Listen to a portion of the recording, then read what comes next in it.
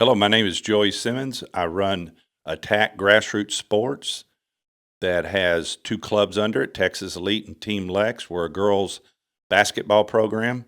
Also run a player services called Joey Simmons Player Services, where we help players find a place to play college basketball. If I had anything to suggest to you parents out there about recruiting, just be very wise in who you play for. Be very wise into understanding that you need to get exposure, not exposed. Be sure to understand that there's a lot more to this recruiting than just showing up and playing a basketball game.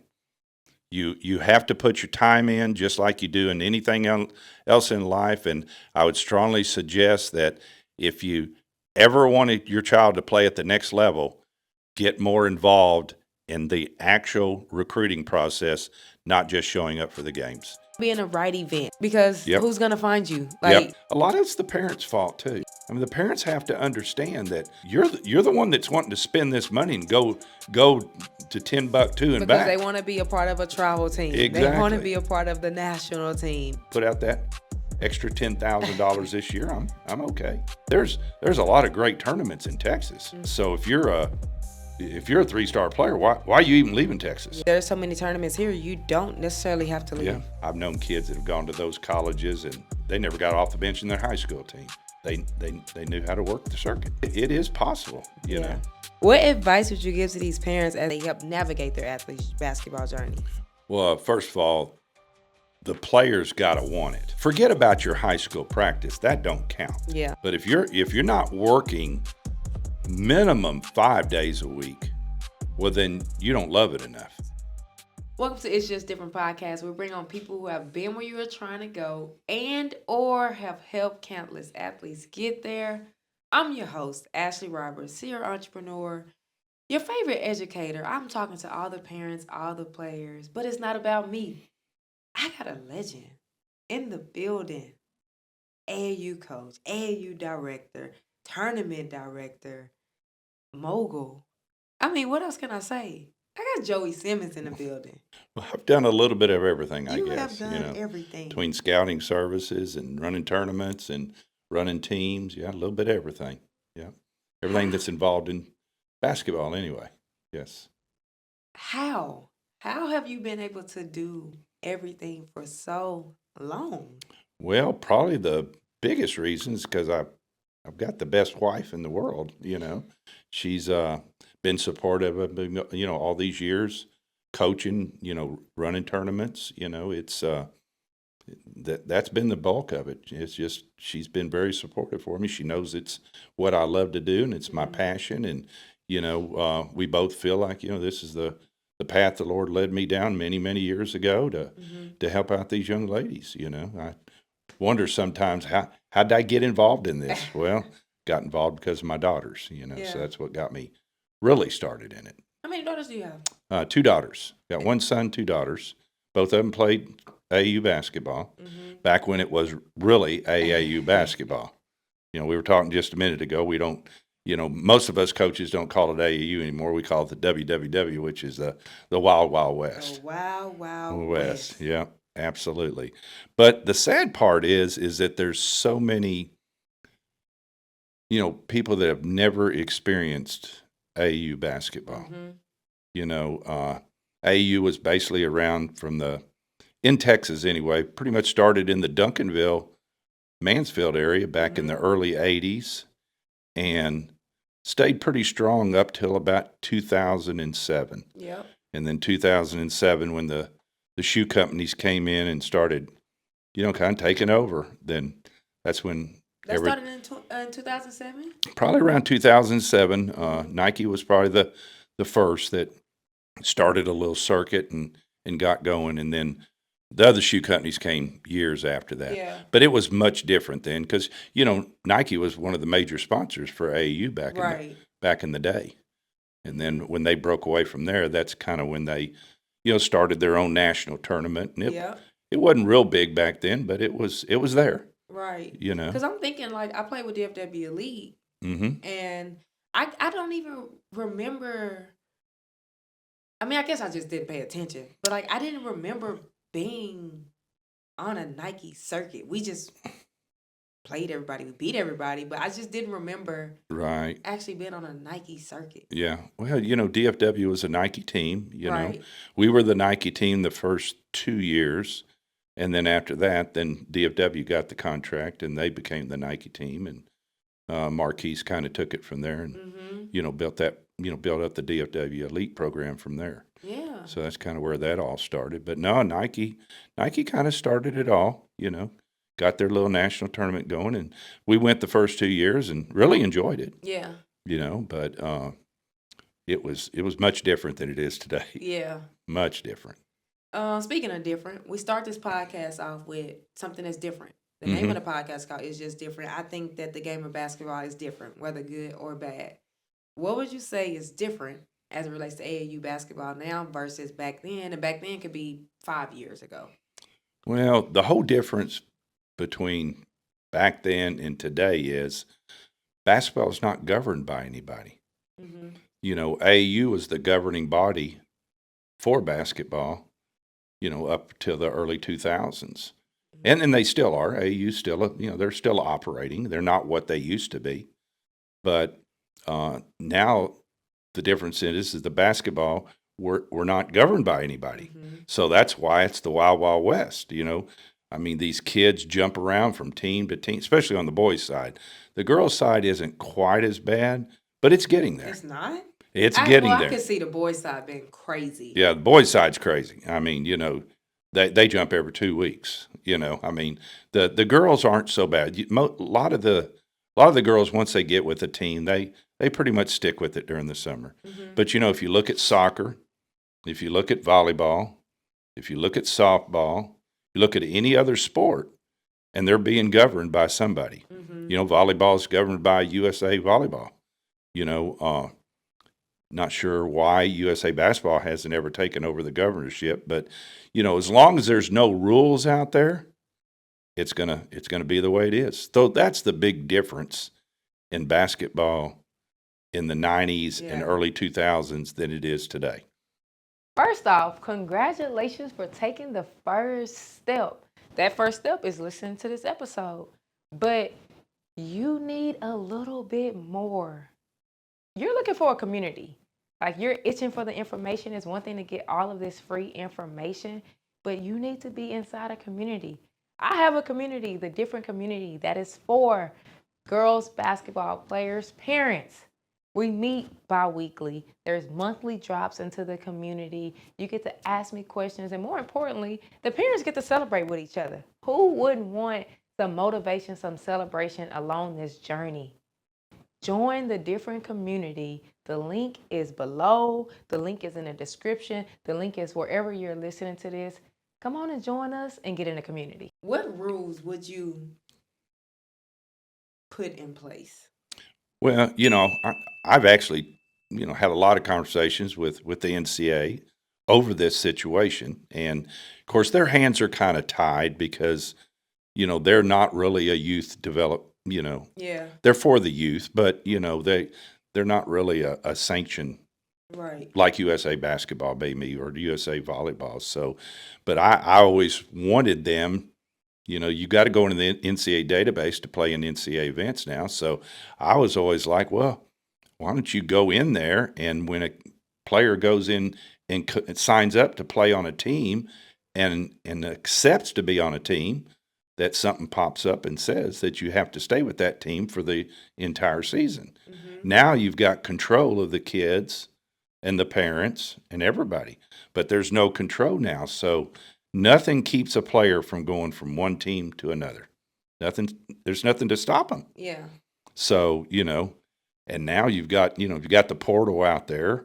So, the portal is much like what, we always say we wait till the first April tournament's over with for the AAU portal to open up. I even say it's after I think after March, the first event, it opens up just it's a little bit, but it explodes after the first live period. Then it really explodes from there. Yes, so crazy. it's much different. Yeah. Now, you said if a team accepted to be a part, I mean, if a player accepted to be a part of a team, it's like you should stay there.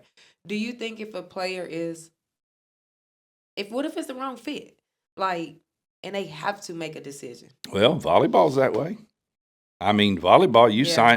sign a You contract, have to stay. you have to stay. Yeah. Mm. Now, you could always have, releases, Yeah.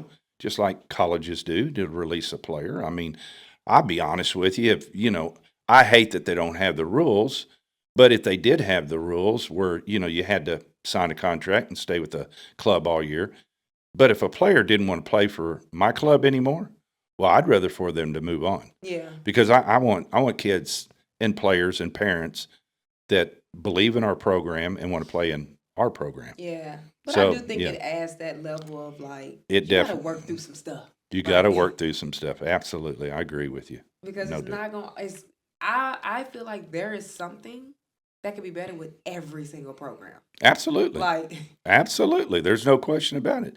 And our program, I'll be the first to say, it may not be perfect for every player. We try to adhere to every type of player, whether they're a rec player, whether they're an elite player, whether there's something in between. But that comes into maybe some of the other questions we'll talk about on down the yeah. podcast here is that these kids getting placed in the right place. Speaking of that, we could talk a little bit about that now. Like, what questions should these parents be asking directors when they're trying to find a team to make sure they're getting placed in the right place? Well, first of all, the directors have to be honest with them. Yeah. I mean, that's the first thing. I always tell a player that maybe I'm trying to recruit, I just always tell them, do your homework. You need to do your homework. Check out the coaches. Check out the players that are in the program. Check and see, how many players they lost last year. Do they have players that are coming and going, or players pretty much sticking around? Well, if players aren't coming and going, then they're doing something right. Yeah. So, but a lot of parents think that it's the bigger pot on the other side of that rainbow. Yes. And, it's really not. I mean, this basketball is not, I'm on the McDonald's All-American committee. It doesn't take a brain surgeon to pick the McDonald's All-Americans. Right. I mean, it just doesn't. So, if you're a top 25 to 50 player in the country, well, you're an unusual person because there's not too many that are 4.5 and 5-star players in the country. Right. Not many at all. And those are the McDonald's All-Americans. Yep. Those are the ones that's gonna be playing at the in the McDonald's All-American game. Absolutely. How do you help, you in particular in your program, how do you help those players that are not, those McDonald's All-Americans? Well, you talk about as far as recruitment's Yes. concerned. Well, recruitment's just changed so much now. I mean, it's now that you've got the new JUCO rule going in, well, now, players can go play 2 years at JUCO and still have 4 years of eligibility left. What do you think about that? It's got its advantages and disadvantages. What it really hurts is the high school kid. I mean, it's going to kill the high school kid. And it's almost there now, because of the portal. And I'm not saying the portal's bad. Yeah. It does have its good things, but maybe I think there should be maybe a little bit more restrictions about just jumping in the portal. But I don't run that, so that's not my business. Yeah. But these parents have to understand that recruiting is so much different. So a college coach now, starting this next year, they're gonna look at that JUCO, and then they're gonna look at that portal, and then they're gonna look at that senior in high school. Okay, even the juniors now are not gonna. I've seen the numbers of college coaches dwindling a little bit over the last few years. Yeah. At the events. Yes. I mean, there's still a lot of them there, but it has definitely dwindled, And with the JUCO coming in, it may have a little bit more effect, I've always tried to tell parents and make them understand that there are, owning a scouting service for as long as I did, we eventually became a global scouting service. I mean, we did camps in Canada, we did them in Australia. I had a gentleman that went over to Europe, once a year and looked at players. So, we've been on the global scene, and of course, that's another thing. You've got overseas players coming in Yep. now, so it's a lot of competition, you know, and what parents need to understand that is that there's levels of players. Mm-hmm. So, I mean, even if you look at ESPN top 60 2026s, well, there's only 25, 30 5-star players, and that's it. And then 4.5-star players in the country, there's probably another 100, 150 maybe. Yeah. And then 4-star players, same thing, maybe another 300. And then you start hitting 3.5, 3. A 3-star player can be a Division I player. Mm-hmm. But what parents don't understand is that that first tournament in April. Okay, that first tournament in April, there's going to be 350,000 juniors playing that weekend. Yeah. Just juniors. Mm-hmm. So, you look at 350,000 juniors, you look at 1,800 colleges in the country, you look at all of them may pick up, I bet it'll be down to 2 players a year now, but most of them may have 3 spots left. Well, even then, it's only 10,000 players. So are you one of the top 10,000 out of 350,000 players? Well, if you're a 3-star player or below, you better talk to the right person to understand how to get a scholarship. Yes. And when you put those numbers in perspective, it's like, It's oh, mind-boggling. shoot. Yeah. Yes. Yeah. Oh, I've had, I've actually done little talks with teams after tournaments and stuff. Hey, can you come talk to our players and our kids about, getting to the next level, and I start throwing those numbers out. And by the time the meeting's over with, the parents are like, well, gosh, what am I doing? Yeah. I mean, so yeah, it's mind-boggling when you really, really look at the numbers. Wow. Yeah. 350,000. Oh yeah. Yeah. I mean, think of all the tournaments. I mean, heck, go look at the NCAA website just in that April weekend, how many tournaments there are. There's a lot of high school ball players out there. So what should these athletes be doing to stand out? Like you said, it's a lot of them that's playing. Everybody wants the same thing. What should they be doing to stand out to college coaches? Well, there's a lot to going in to getting to the next level. Mm-hmm. Like when we run a camp, when the camp's over with, I'll always ask all the kids, I'll have them all stand up. Mm-hmm. And then I'll ask them, anybody that is working on your game 7 days. In other words, I just go 7 days, 6 days, all the way down. But start with 1 day. Yeah. If you don't work 1 day a week, sit down. If you don't work 2 days a week, sit down. Well, by the time you get to, do you work 7 days a week? There's usually only one standing out of everybody at camp. And then, of course, the first thing out of my mouth is, well, all my money's on her that she's playing college basketball. Rest of you probably ain't got a chance. And that's basically what it is. So your 3-star players, parents have to get real involved in the recruitment. Mm-hmm. I mean, they have to get very involved in the recruitment. And what does that look like? Well, players that play for me that are 3-star players, because most of especially the 3.5-star players and up, they don't need my help. They're gonna get it. They're gonna get it. Yeah. Now, they may not get what mom and dad wants, but they're gonna get it. Mm-hmm. They're gonna play college basketball somewhere. Mm-hmm. I've had teams where I've told I had a team 2 years ago that went 48-2 and lost 2 games by 1 point. I told all those parents, you're all going to play college basketball. Right. And if they don't, I'll pay for it. Yeah. That's how sure I was they were going to play college basketball. Yeah. So parents need to get more involved. I always tell my parents that are 3-star parents, and a lot of them listen. Mm-hmm. But I tell them, you need to sit down with your daughter, and you need to look at 10 colleges that you would like to attend. Now you got to be realistic. Mm-hmm. You can't put down, UConn and Duke and Baylor and Texas if you're only good enough to play at a lower end college. Mm-hmm. So you've got to be very realistic in the 10 colleges. And then what parents and kids have to understand is they can call those colleges anytime they want to. Right. Colleges can't call them, but they can call the colleges, especially D2 and below.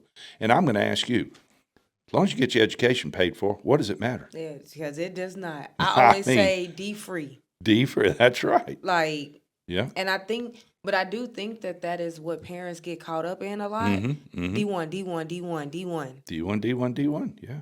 And I actually had an episode, the last episode, and Coach was just talking about how there's more D2 kids from his program that are enjoying their college experience than the D1 kids.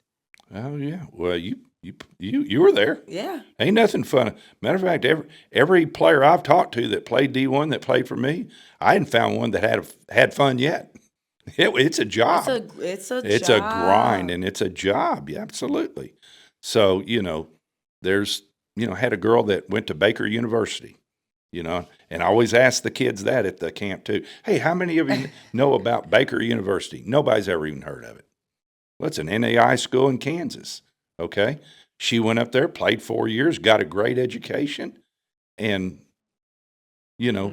what is the hype for? What, 24 hours?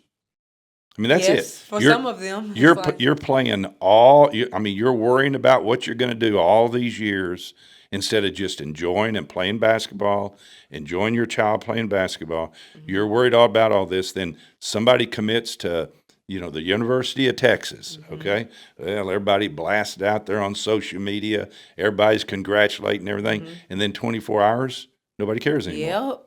Nobody cares.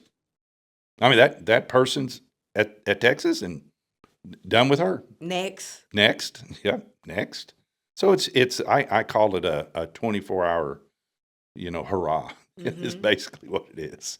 That's all it is. Yeah, now, I want to go into teams a little bit. And we didn't even kind of talk about it earlier. But mm-hmm. You're with Team Lex. Talk about that journey. Like, how has that been for you? Just being able to run the club while also running everything else you're doing. Yeah, well, it's kind of been started back in the 90s with a club called Texas Express. Boy, I remember Texas Express. And Texas Express is still around, Mm-hmm. Kenny Yates, rest in peace, passed away a few minutes ago. He took over, I moved down to College Station. He took over Texas Express. Then mm-hmm. when I was down at College Station, Vic Schaefer was at Texas A&M, mm-hmm. so he talked me into getting back into coaching again. So, I took his daughter and we went and actually played with Cy-Fair a year. And then after that, I started Texas Elite. Mm. And that's when Texas Elite got started. So we started Texas Elite down in College Station, ran it from down there for about 10 years. And then when I moved back to the Dallas-Fort Worth area, basically I was just following my grandkids. Yeah. Wherever the grandkids went, that's where I landed. Yeah. So I'm back here now because most of the grandkids are back in Dallas. Mm-hmm. So I guess it was about, I think I'm fifth year of Team Lex now. We're about our fifth year, but we started Team Lex because, Texas Elite I had 84 teams. 84 teams? I had 84 teams, yeah. 18 of them in Austin. Wow. So we were at 84 teams, and I was just like, and I'm throwing tournaments, you know. So, of course, most of my teams are going to the tournaments. So I was like, we need to split this. Mm. So that's really why I started Team Lex, Really? I did not know that. Yeah, I called, Alexis Jones played for me for a few years. Mm-hmm. So at the time, she was in the WNBA, or right at the end of her career in the WNBA. So, kind of got her, connected with her, and that's where Team Lex comes from, is Alexis Jones. So so we've been at it about 5 years. And, of course, Team Lex has kind of done real well, But I keep telling people that, because we still have Texas Elite, and, of my 5 Adidas national championships, 4 of them are Texas Elite, and one of them's Team Lex. Mm. So Team Lex hasn't been around but 5 years. But it's got the stronger name right now, Yeah. and that's how it goes. 5 years from now, Texas Elite may have the stronger name. It just it rotates like that. And so Texas Elite and Team Lex are both yours, Yes, correct. basically. Yeah, I run both programs. How do you determine who plays on what? Well, we're in multiple circuits, Yeah. so we're in the Under Armour circuit now. Mhm. So we basically have 15, 16, 17 in the Under Armour circuit. Mhm. And then we're in the P24 circuit. And then we've got teams in the S40 circuit. And then we got teams in the Rise circuit. So Opportunity for kids everywhere. yeah. So, and that's the reason that we've kind of built that. So Team Lex plays the GUAA, the P24s are Texas Elite. Mhm. So both clubs are in a high profile Yeah. basis. And then we have a team each in the S40 for Texas Elite and a team each for Team Lex. And then everybody else that we can't fill, then we fill them into the Team Rise. Although there's some of them that we want them in the Team Rise because they may be kids that we want to pull up later on. Yeah. And they're already committed to go to those GUAA tournaments. So that's kind of, but determining which kids we put on what team, it's always been a situation that coaches that I bring in my program, they either have to understand that we're about the players. Mhm. It's not about Joey. It's not about any of my coaches. Mhm. So if you come coaching in my program, if you bring kids into the program, we're going to place the kids where it's most beneficial for those kids, Mhm. and that's how we operate. In other words, we start with our GUA 17s. We built that. Then we built that. Then we built the P24s. Then we build the S40s. And it's all based on what we talked about earlier. Mhm. We need to get the kids the right exposure, Mhm. not exposed. Yep. It's just that simple, Yep. I want to talk about that, exposure versus exposed, because I say that a lot. I hear a Mhm. lot of parents say, "Oh, my kid needs to play up," or "My kid needs to do this," or "My kid should be on this circuit and that circuit." And sometimes it hurts the kid without them even knowing. Well, see, this is what I don't understand. What does it matter if you play up or not? Because it doesn't matter. I mean, summer basketball's kind of got to the point that, I like to play to win. Yeah. I mean, I do like to win. I like to win my goal is to win Under Armour Nationals this year. That's our goal. Yeah. Our goal is to win the P24 and the S40. That's what our goal is. Mm-hmm. Well, that's the only thing that all of us coaches got to strive on these days. Right. I mean, so it just changes the whole perspective of everything. So my coaches understand we place our kids and then we place the coach because we want to make sure that the kids we put on this team, who is the best fit for them? Is it this coach, this one, or this one? And Mm-hmm. that's basically how we do it. Yeah. I'm not going to put a player on a team that they're not going to get playing time. Yeah. I'm not going to put a player on a team where if she was over on this team, she'd get a lot more looks. Now sometimes you're kind of trapped Yeah. because they demand they be on that team Mm-hmm. or they're going somewhere else. Well, okay, Yeah. I'll put you on that team, but don't come whining to me if you don't get, 16 to 25 minutes a game. Yeah. So I think, and I think in today's world, if you're just upfront with the parents, Mm-hmm. I mean, you got to be upfront with them. You just got to be, Yeah. because if you tell them something and then the season comes around and you're not on that team they told you were going to be on, what are they going to do? Yeah. They're probably going to leave. Yep.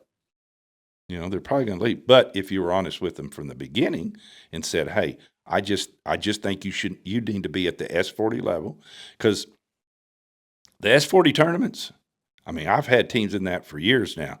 There is People are tons. asleep on Select 40 and Power 24. There is tons of colleges It is. at those events. I've been to multiple, and the Yep. sidelines are full. Yep. And you got to attribute that all to, Select Basketball and Matt Yes. that's done a great job building that up to where, to where it is today, Yes.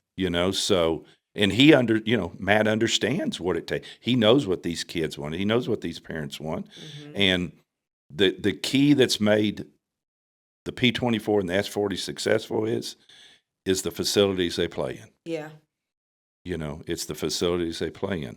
So, you get into these big tournaments that are in a convention center. Well, all these parents get all hyped up because even though the coach doesn't watch them, they see them walking around. So they're all hyped about it. But that's not always the best thing for them. Yep. So, and when you look at the if you look at the colleges throughout the country and look at the JUCOs and the NAIs and the D2s, I mean, look at Texas. There ain't that many colleges in Texas. Mm-mm. There's not many at all. So the mecca is that East Coast.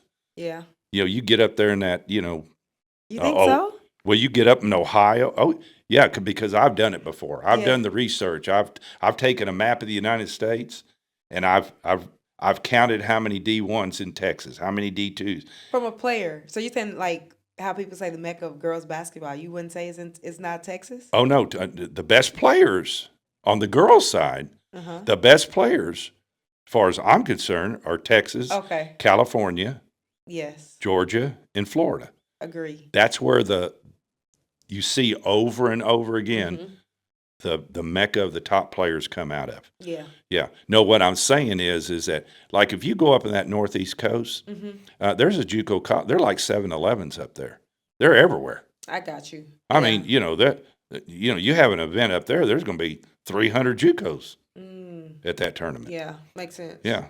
So when you get into those big facilities in Ohio and Ohio's got 20 floors, Pennsylvania's got 38 floors. Well, that's where select basketball's at. Yep. They're in the big facilities. So everybody's under one roof. So it works out real well. Yeah. So, there's advantages and disadvantages to those huge, big events. If you're a top player, it doesn't matter where you are. You can go, No matter where you play. it don't matter where you play, and these parents need to understand that too. It doesn't matter where, if you're good enough, you're going to get the scholarship one. If you're good enough to be a McDonald's All-American, you're going to be a McDonald's All-American. It doesn't matter who you play for. Can we talk about McDonald's All-Americans for a second? I think, and I'm talking in Texas, it's always been a thing that Texas have a lot of voters, but not a lot of Texas kids make McDonald's. What's your thoughts on that? Well, it's been a little thin lately. Yeah. Yeah. Well, I've got my thoughts on that. I mean, I don't own Premier anymore. I don't own the scouting service anymore. So I'm not involved in the direct of everything that goes on there. Mhm. I just know how I vote, and I vote for who I don't care where they're from, who they're from. I mean, I vote for the kids I think are the best, should be there, Yeah. But Texas, we've had our years where we've had 5 or 6. Mhm. Now, it's been a few years since we've had 5 or 6. Not sure how many's going to, matter of fact, did they announce today? Mhm. Shout out to two. We got 2. You got 2. Texas got 2. kids, Yeah, yeah. yeah. So I knew they got 2. I just didn't want Yeah. to say anything unless Yeah. I knew that it had already gone out because I didn't see it on TV this Yeah, it morning was today announced, yet. yeah. So it's already announced. So yeah, but there's nothing shabby with 2. I mean, Yeah. could there have been more? Yeah, possibly so. But when you get into that McDonald's, the top 10 are pretty much shoe-ins. Yeah. But man, when you go from about 15 to 50, I mean, that's a lot of really, really, really good players. I mean, really good players. So is there kids that, deserved it that don't make it? Well, probably so, but there's ones that made it deserved it too. Right. Right. So, it's just sad there's only 24 that goes and not 48. Yeah. If there was 48, but then number 49 to Yeah, 75 would would always be something. there's always that line, Mhm.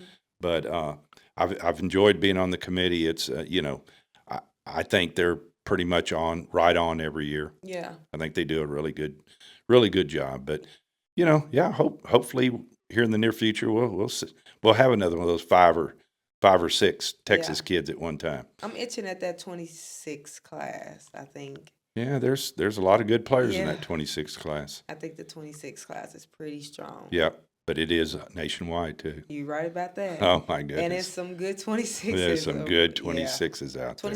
26 class is strong, like, in general. Like, I've enjoyed watching those 26s. Yeah. So it's funny how it works. You'll have a class that's real strong. The next year it's not real strong. Yep. I mean, even with our younger teams, there's always one age group that we can't find seventh graders. Yeah. I don't know why. I mean, we just can't seem to get a seventh grade team together. Yeah. We can get sixth, fifth, fourth, third, all the way down, but we can find eighth graders, but we just can't see. So there's always that class that that's tough. Yeah. Joey, you've been throwing around 3-star, 4-star, 5-star, and I know some parents is like, whoa, how do I even know what star my daughter is? Like, can you break that down for a second? Well, you're probably not going to know because, you just can't put that out there. I mean, believe me, if you're doing the ESPN rankings, which Premier is doing the rankings, that's a tough job. Yeah. You're not going to win. You're never going to win. Yeah.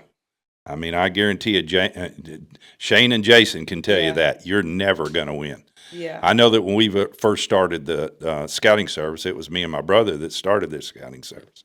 And we put out some rankings right after I bought it. I bought a scouting service from a gentleman down south that had been running it for years. And so I bought his scouting service, and that's when we took over. And, as soon as we took it over, we put our, we put his top 100 players in Texas out there. Oh my gosh. That's the last time we ever put anything out there ever again. Because it's just, you can't win. You just can't win. But, parents can, most of the time, there's a lot of great coaches in this summer basketball. Yeah. There's a lot of really good coaches all over Texas. Okay. The majority of us can I can watch a player play one game and I can tell you where she's going to fit the best. What are you looking at when you watch that player? Well, a number of things. There's a lot of things you got to look at. Can she get? The biggest thing I look for: can she play defense? Yeah. This is another thing. I tell parents this all the time. Look, if you can't cover a D1 player, well, you can't play D1. It's that simple. I don't care if you score 30 points a game. If you can't cover a D1 player, you got a lot of these parents got these 6 foot, 6'1", 6'2", 6'4" kids. They want their kids to be guards. Everybody want to be a guard. Well, everybody wants to be a guard. Well, okay. The key is, can you guard that because you're probably going to be a 3 guard. Can you guard that 3 guard at the D1 college level? I mean, so I put a lot of emphasis, on defense. I put a lot of emphasis on hustle. I put a lot of emphasis on their attitude, how hard they work. Even when I'm recruiting for my teams right now, I mean, that's what I look for. Now, is it nice having kids that can put the ball in the hole? Well, yeah, because you got to put the ball in the hole.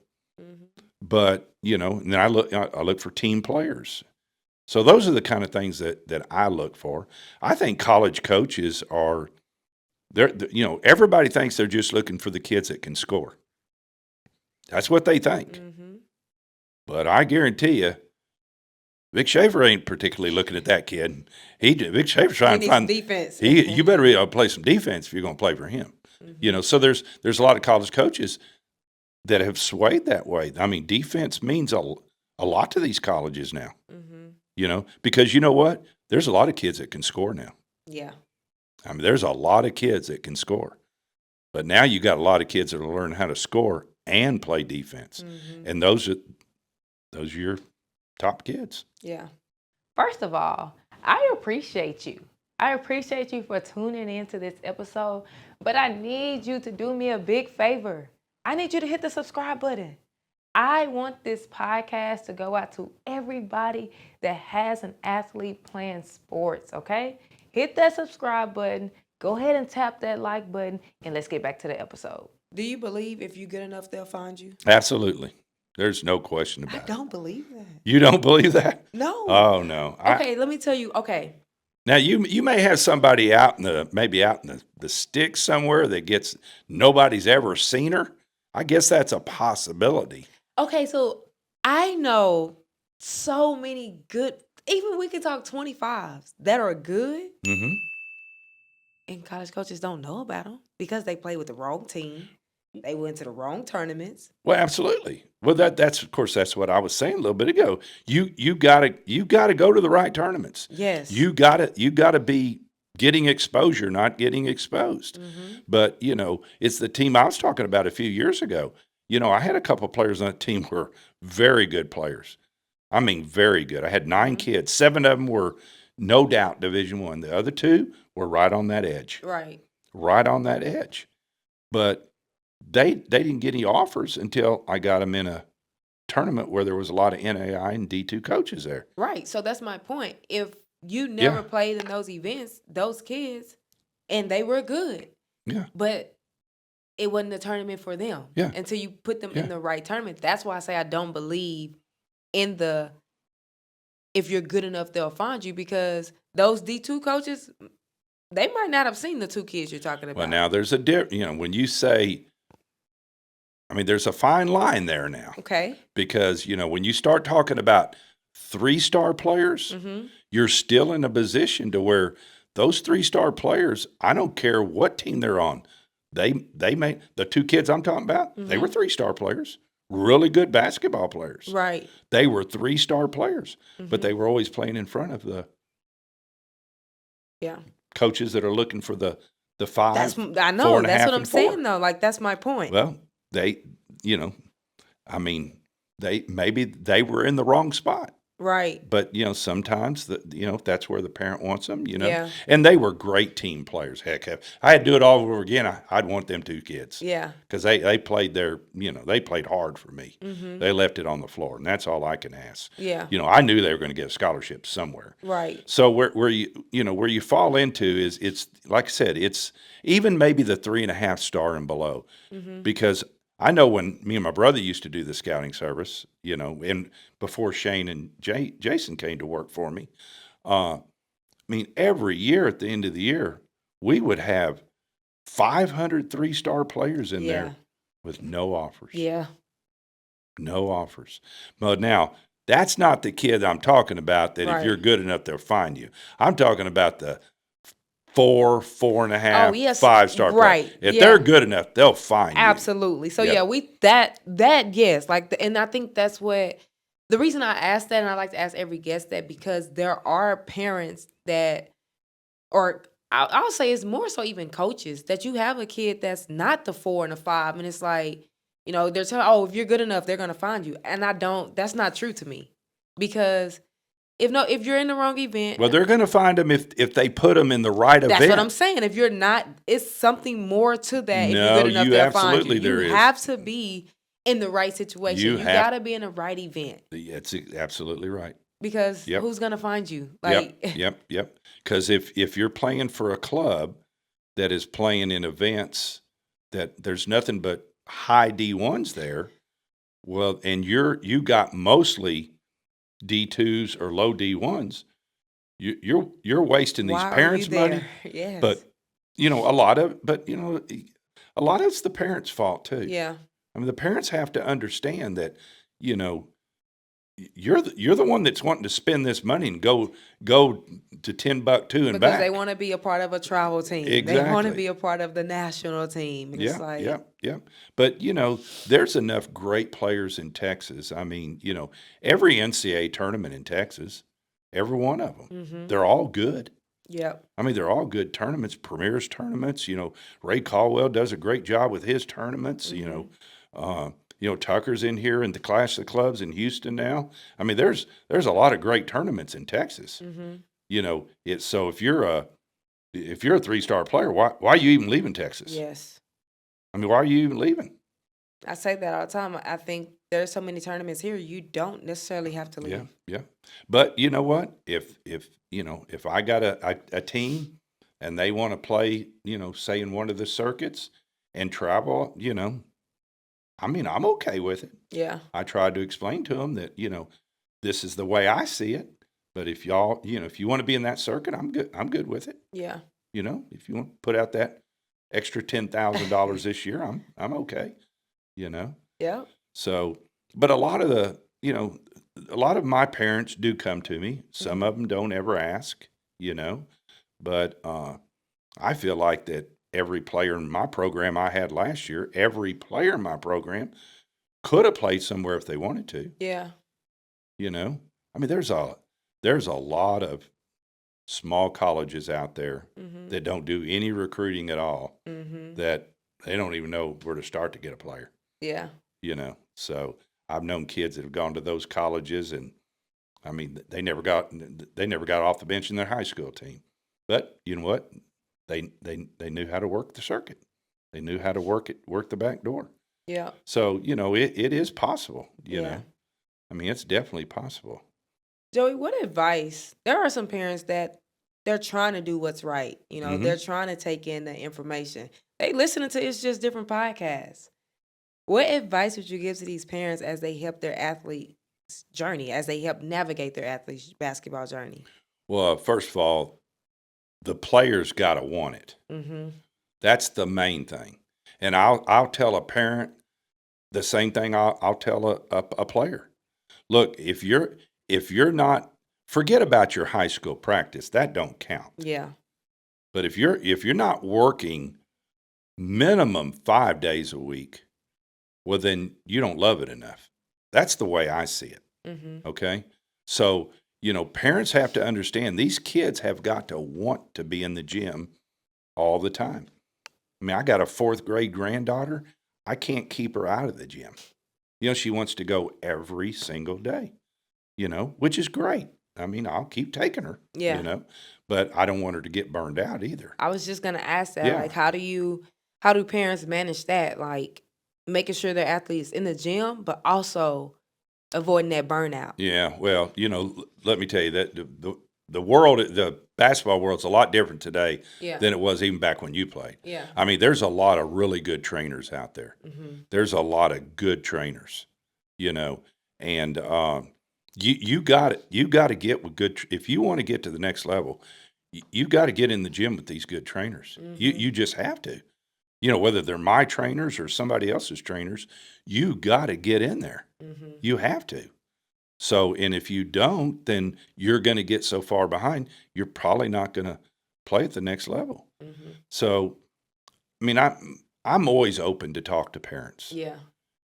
I always answer my phone. If I don't answer my phone, it's because I'm on my phone. But I'll answer the phone to any parent. I don't care who they play for. Yeah.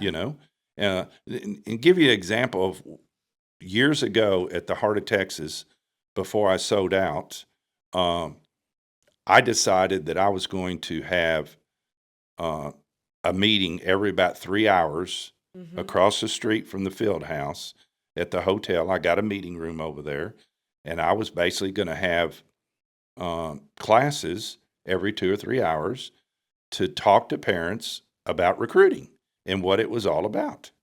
Okay, gave all the parents a little card when they came in the door so that they knew we were having classes over there.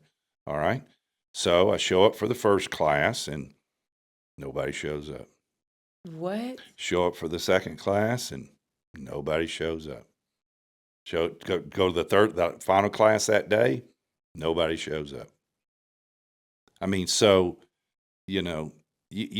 parents have to understand that the kids have to put the work in and the parents have to put the work in. Mm-hmm. Okay?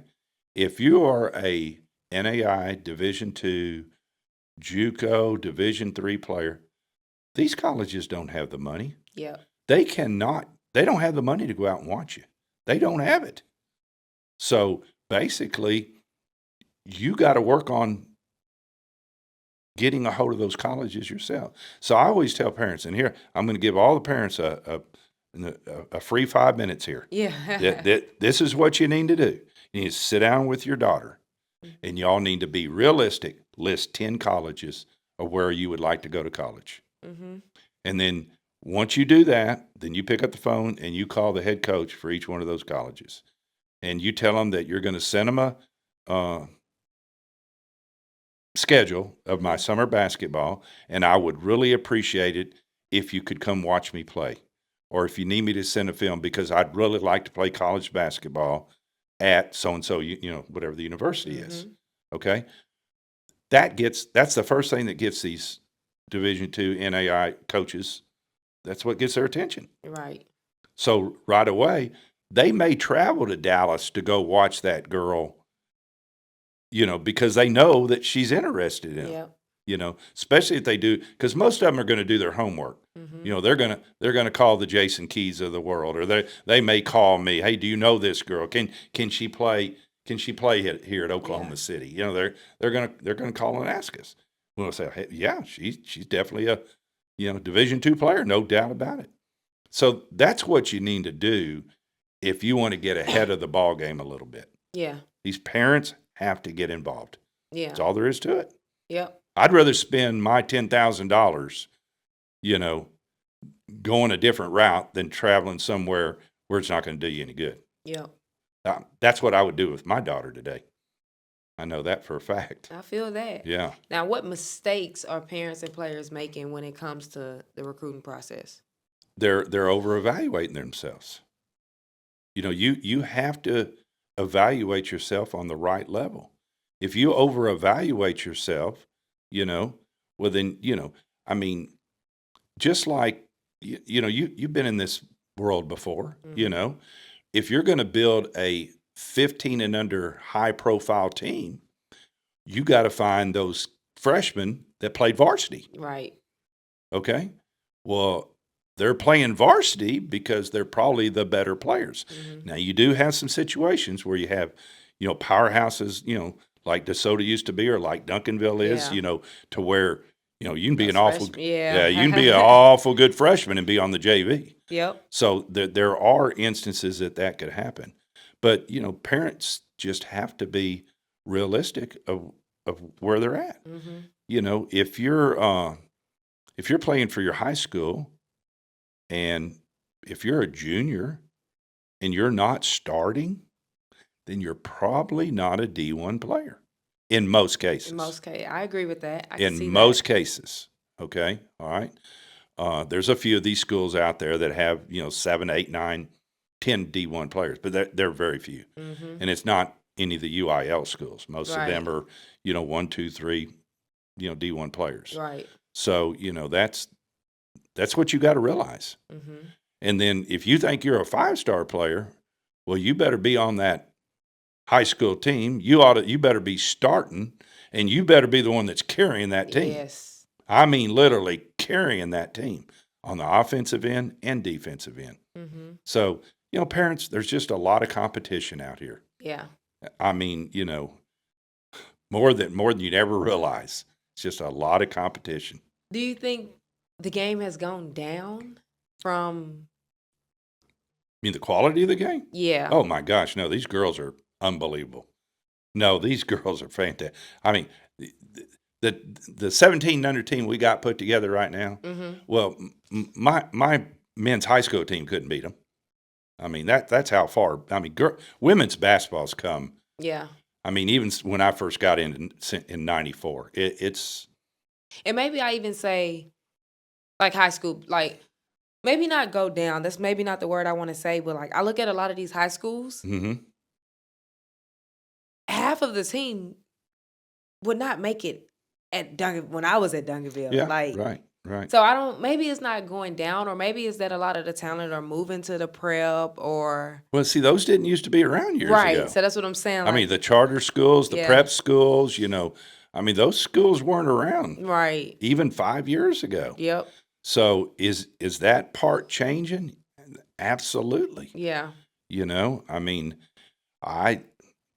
where it's at now is where I thought it'd be 5 years ago. Really? Yeah, yeah. It's kind of developing slower than I thought it would, but it's almost to the point. You know, super leagues have to be created. Yes. You know, if especially if you're going to let kids just go wherever they want. Mm-hmm. Now that's another topic. I Yeah. wouldn't even want to get into the middle of that. My kids are grown, and that's another topic. But you know, high school basketball is probably not as good as Yeah. it was 5 years ago. I can almost agree with you on that. Yeah. And it's just because it's more splintered up. Yes. It's just more splintered up now. It's just So, I mean, I don't get a lot of excitement watching high school basketball. yeah. I really don't, Uh, a lot of high school basketball is a slow game, Mm-hmm. which, everybody's got their style, which is okay. And it's probably a slow game because not every high school has three D1 players on it. Right, for sure. I mean, so, they're playing at a little bit slower pace, trying to manage to win a ball game Mm-hmm. because high school coaches ain't any different than college. They got to win. They gotta win. If they don't win, they may not keep their job. Yeah. So, I think the world of high school coaches. I mean, I did it for 5 years. It's high school's tough. It's tough to coach high school basketball, Yeah. but I enjoyed the 5 years I did it. I enjoyed it very much, and I didn't get out of it because I didn't like it. I just got out of it because my daughters were gone. Yeah. They were out of high school, so I didn't want to go back. I coached my daughter the last year, and And you was done. I was done. Yeah, with high Feel school. that. Yeah, yeah. Joey, you talked about you being on in Under Armour this year. What are you looking forward to most being on that circuit? What do I look? What are you looking forward to the most being on that circuit?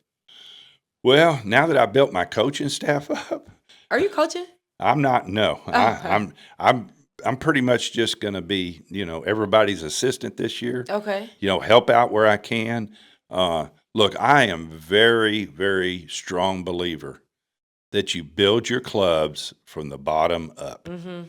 So that's why I'm spending my time with third graders and fourth graders and fifth graders Wow. and sixth graders we had our coaches meeting last week, and I told all the coaches then, I said, look, if y'all want to know the truth, all of raise your hand if you think you're one of my best coaches. And of course, they all rose their hand. And I said, y'all are the ones that need to be coaching these young kids. For sure. We need to be coaching these young kids Mm-hmm. and teaching them how to play basketball right. I can't stand ugly basketball. Yeah. I can't stand, soccer, where you follow the ball around. Well, you see a lot of that in the youth basketball. Yeah. And that stuff just, So, with our little guy, I mean, our little first graders, I mean, they know how to run the floor, Mm-hmm. That's tough to pass that far, but, Mm-hmm. we're trying to, teach them from so to me, that's where you build these programs. Yeah. And that's where so many go wrong. Mm-hmm. If I was going to start a brand new program today, if I was a young person going to start a brand new program today, I'd start with kindergarten, first, second, and third graders, Yeah. and then just build it all the way through. Yeah. One of my best friends, Bill Franey, passed away, a couple months ago, and Bill and I just were so much alike, Yeah. in the respect that, we believed in fundamentals. Mm-hmm. We believed in teaching the kids how to play the game and how to do it right. And I think I see a lot of that going away, but I do see a lot of really, really good coaching during the summer too. Yeah. I mean, we got some really good coaches in the Dallas-Fort Worth area, Yeah. I and agree. actually in the state. We got some really, really good coaches. I agree. And I think that's what when you look at just circuit, I'm just going circuit talk, like a lot of the Texas teams, they go pretty far. Oh, absolutely. They go pretty Absolutely. I'm in Under Armour this year, so Yeah. but if you look at Adidas over the last 16 years, far. Yeah. I mean, there was 3, 4 Texas teams in the final 4 or 5 Every year, yeah. single year. Yeah. Every year, Yep. I mean, back when San Antonio Finals was with Adidas, They were always there. We've been there many a times. Yeah. Jimmy with Lone Star's been up there in that Final Four many a time. So, there's been a lot of good Dallas clubs that have been up in that. Yeah, I agree. Yeah. I agree. I feel like each circuit pretty much has a style. And Mhm. you've pretty much seen, been around and a part of all of the circuits for the most part. Sure. Can you kind of talk about the different styles each circuit have? Well, I guess they are a lot different in their ways and the way they run their tournaments. Mm-hmm. It's been, oh gosh, many, many years since I was in the Nike circuit. Yeah. I mean, a long time ago. But, I know all the, clubs in Texas that are in the Nike Yeah. circuit. And, those guys do a great job. They're all similar in a lot of Yeah. ways. You think the style of play is similar? Yeah, maybe not. Yeah. Maybe a little bit different all the way through. Yeah. I think Nike's style's a little bit different than Under Armour number. It's a little bit different than P24. That's Yeah. a little bit different than Adidas. And these circuits kind of go up. And, I mean, come on, Nike's the most powerful shoe company in the country. Yeah. So it's always they're always tough to compete with. Yeah. But it's fun playing Nike teams. Right. Especially when you beat them. Yeah. It's fun. But that's what makes this basketball fun. I can't say that there's anybody in the Texas circuit that I just don't enjoy playing. Mm-hmm. I love playing all the top circuits. Yeah. I mean, I just, I strive on playing the top circuits. Mm-hmm. So, and I think they all feel the same way. Yeah. I think if it was up to everybody in the country, we would all love to have a national tournament with the top Nike, Please, the somebody 8 do top it. Nike teams, the top 8 Adidas teams, the top 8 Under Armour teams, and the top 8 independents. How come that has not happened? Well, we tried years ago. I mean, Well, are that's you how talking the about- prime okay. event got started. The August event. Yeah, the August Yeah, event. That's okay. that's Shane and I started Yeah. the prime event. Yeah. Years I ago, remember. Yeah. trying to do that. And you know what? The first, I mean, we did it, I think, for 3 years. And I mean, it really did real well every Yeah. year, especially the first 2 years. I mean, we had some powerhouses Yeah. there. But, then you get into this, I mean, look, shoe companies are shoe companies. Yeah. I mean, I'm not Yeah. going to sit here and, shoe companies, they all got their own, market and they Mhm. want their market share. And I get all that, but gosh, I wish somebody, That would be and I know they're trying to do it like the last couple of years with the USA at the end. at the end. Like the one in Memphis, not Memphis. Yeah, it was in Memphis. Yeah. Okay. Yeah. So they, that was, an attempt, and we went there both years. And Yeah. Great tournaments, Yeah. But that's what, if I had to say I miss anything about AAU basketball, when I won my first national championship in 1998, there were 108 16-under teams in that tournament. Wow.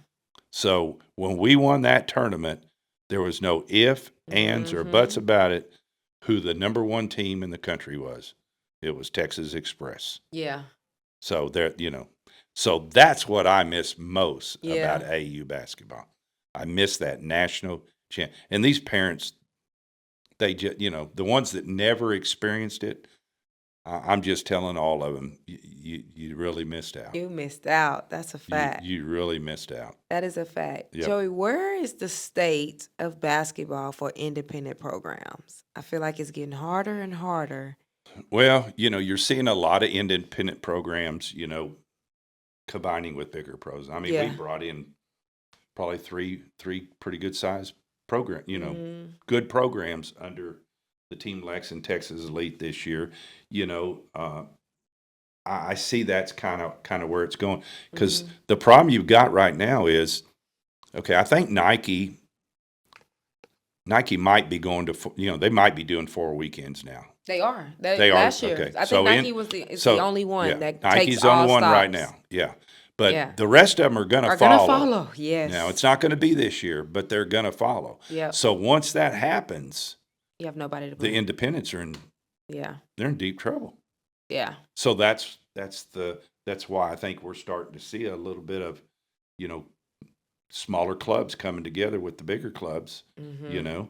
And again, if you put the kids first when you're deciding on your teams and Mm-hmm. everybody's not worried about who's going to coach, who, Mm-hmm. you can make it work. But good Mm-hmm. luck finding enough coaches like that. Yeah. I am one blessed person to have that many good coaches in my program that look at it the same way I do. Yeah. That's good. Yeah, no doubt about it. That's good. Joey, as we wrap up, there's a 25 who does not have any offers, wants to play college basketball. Can you look in that camera and talk to that 2025? Well, sure. A matter of fact, give me a call. I'll be more than welcome to help you out in any way I can. My phone number is 817-917-0760. And you are more than welcome to call me. I'll talk to you about it, and we'll go from there. All right, these players about to be calling you. Well, that's okay. I'll talk to them. Now, if too many start calling me, that my phone may get awful busy. Man, I have appreciated you for taking time. Well, absolutely. Well, Taking time. like I said, I could sit here and talk for hours. I love the game. I love basketball. I'm kind of sad at a lot of things that have gone away over the years, but I guess good Lord's got a plan for everything, and I don't knock it. I just try to go with the flow. Yeah.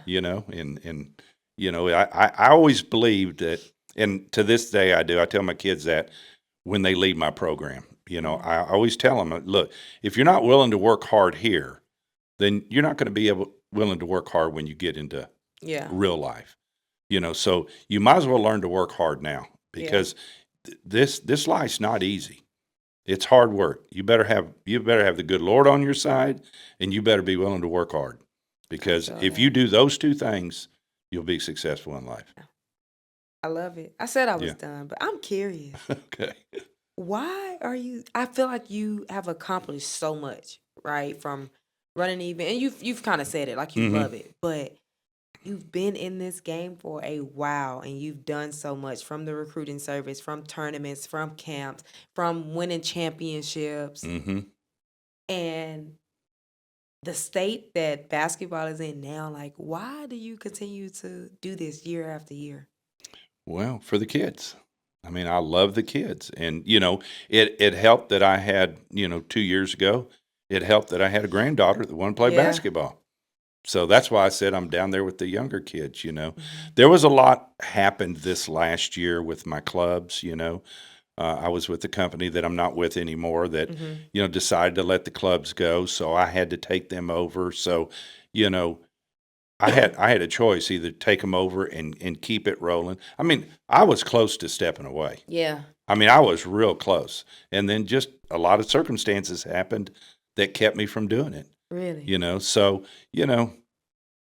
I may be here a couple years from now, may not be. We'll just have to see. Right now, I still love it. My wife still supports me, and I love being around my grandkids.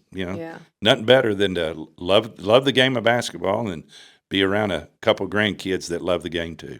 Man. So that's why I'm still in it. I love it. Well, shout out to you. I've always been a fan. Yeah. Just watching you watch everything that you do. Even when I started my program, Yeah. I called you. Yeah, I do remember. Well, I want to shout out to all these guys that have been around a long time like me. I can't thank all these guys for all the time and the effort and the money that they've put into these kids, because it takes a lot of money to keep a club going. Yeah. It takes a lot of money. That's what people don't see, though. And that's what people don't see. Yeah. They sure don't. But kudos to all those great summer coaches, and kudos to those high school coaches too, because all of us working together is what makes this game great. And look at women's basketball now. look at the numbers last year in the WNBA. It's crazy. Yeah, we're here to stay now. Mm-hmm. I think we're here to stay. So I love it, man. yeah, I appreciate the opportunity to come in here and speak with you and talk with you, and anytime. I mean, I love talking basketball. Yeah, we can definitely do it. Joey, Yep. tell the people where they can find you. If you got any information, if you got any tryouts coming up or anything you want them to know. That'd be Well, but I mean, we're under attackba.com is our website. All of our clubs are on there. Our tryouts are on there. I've started another service called Joy Simmons Player Services. okay. So I basically, work with kids that want help to find a college scholarship. Now I don't do it for free, because I've got 2 or 3 gentlemen that work for me, and we go through a lot of process but we did it about 4 years ago. We were very successful with it. Got away from it when I, left the company I was with, and now I'm just starting it back up. So, if you're, they can find that information on. they can find that information on attackba.com. Okay. Just click on Player Services, and you'll see, exactly what we do. Okay. And we're a little different than a lot of the services out here, to where we charge, but we don't charge all the fee up front. It's a lot less fee up front because we want to evaluate you first. We want to tell you where we feel like you can play at before we take the rest of your money. Yeah, for So sure. we're going to get you all evaluated. We're going to sit down with the parents, and we're going to tell them, hey, she's a Division II player. If you want us to help her find a Division II college, we'll help her, and then they'll pay the rest of the amount, and we go to work. So, have you ever had a kid where, let's say you said she's a Division II kid and she goes out there and perform and she gets some D1 looks? Has it ever happened before? No, probably not. So you're pretty spot on. Pretty spot on. Yeah. Okay, I like it. Yeah. I mean, because when we evaluate, we go through a lot.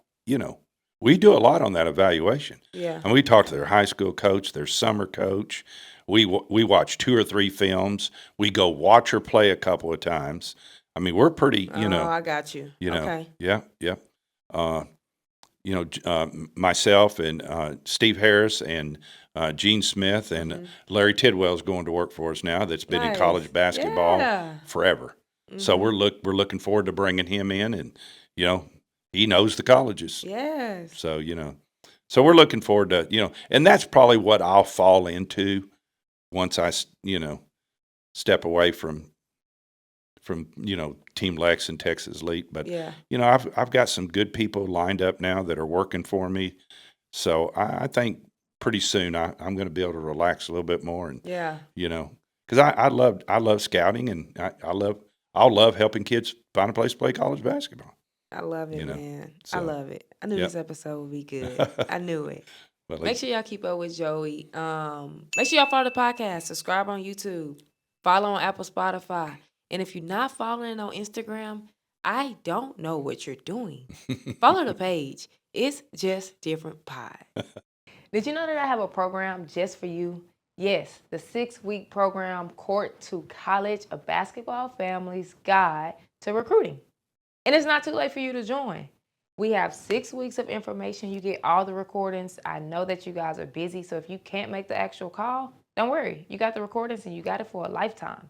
The parents are getting worksheets. The parents are getting guides. They're getting templates. And they get to ask questions every single week.